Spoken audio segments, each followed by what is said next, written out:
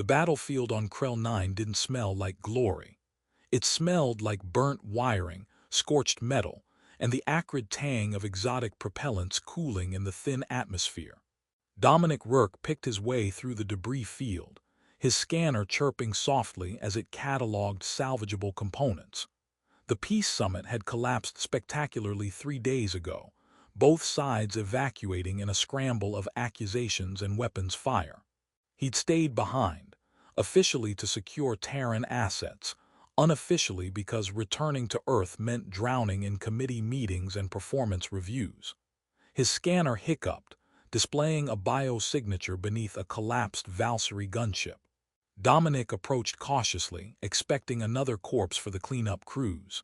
Instead, he found her, a Valcyri warrior pinned beneath twisted hull plating, very much alive. She was massive, even prone, easily 7 feet of corded muscle and shattered armor. Deep violet blood seeped through cracks in the plating. Her crystalline eyes tracked him with predator focus despite obvious agony. Valcyri didn't beg.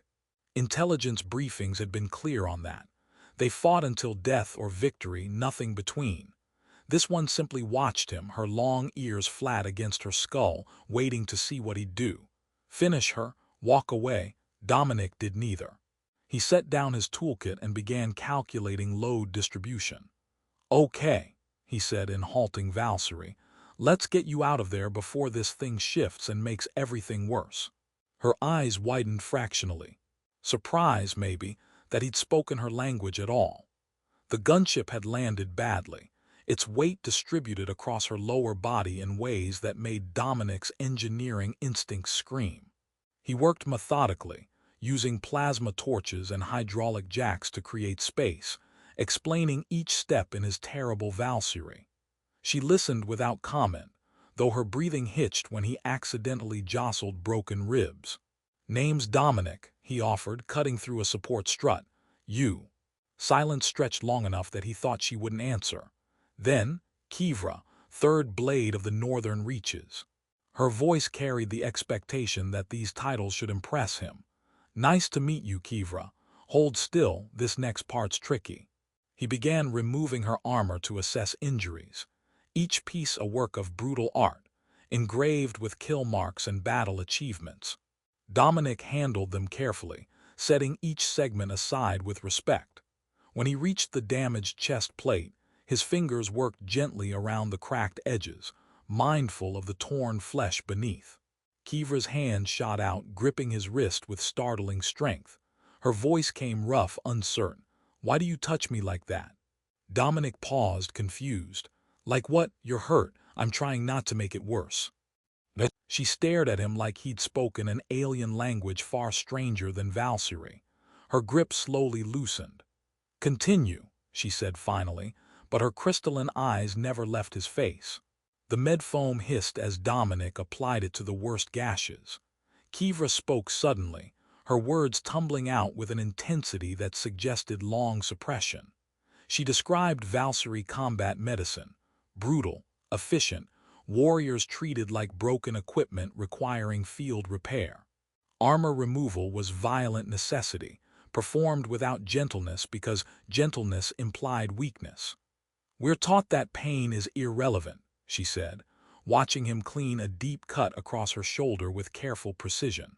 "That bodies are weapons requiring maintenance, nothing more." Dominic made a face. "That sounds absolutely terrible for morale." He applied antiseptic, his touch deliberately light, also medically dubious. "Pain tells you important things. Such as stop doing that, or this needs attention, or maybe don't get crushed by gunships." He grinned despite the grim surroundings.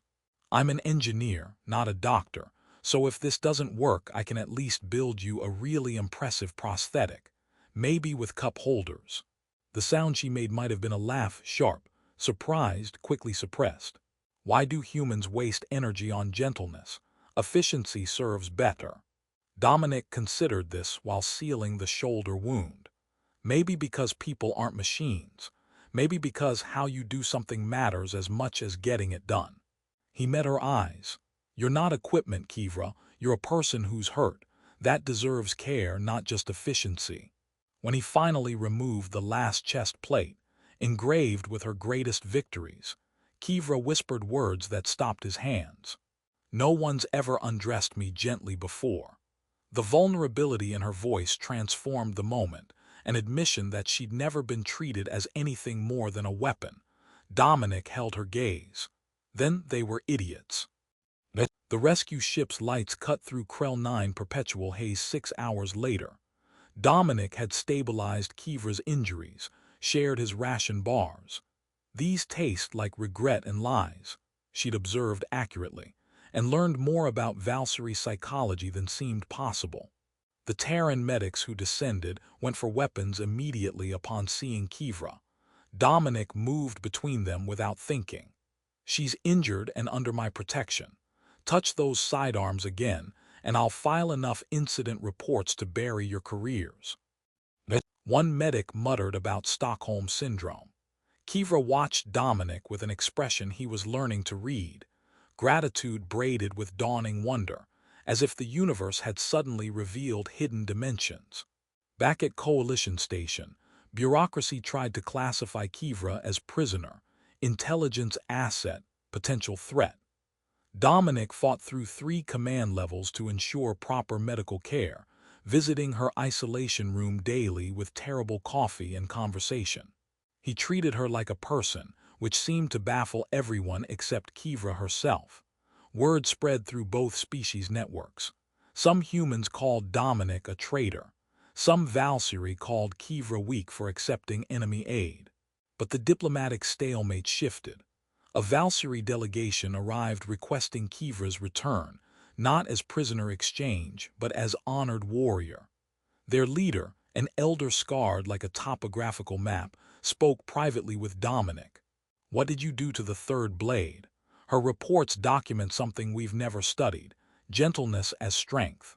Dominic shrugged, uncomfortable. "I just treated her like she mattered." The elder's long ears twitched approvingly. "Revolutionary."